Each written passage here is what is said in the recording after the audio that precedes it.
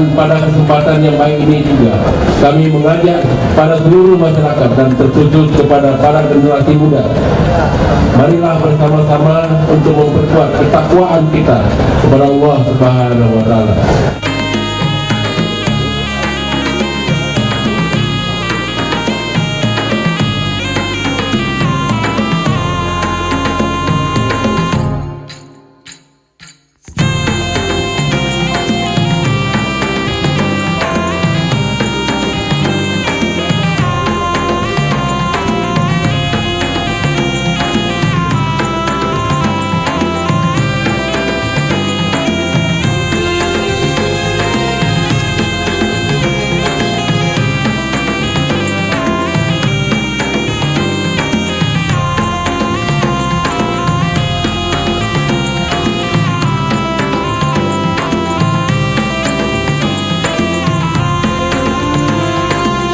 Dalam menyambut bulan suci Ramadan, kita hari ini mengadakan pawai, pawai menyambut Ramadan.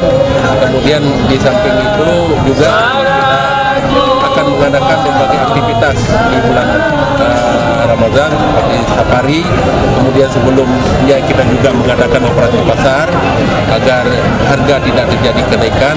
Kemudian juga di samping itu kita sudah membuat seruan kepada masyarakat untuk mengikuti tata tertib dan saling menghormati dalam bulan suci Ramadan ini. Kita juga sedang dalam ulang tahun pemerintah Kota Banda Aceh ke-814.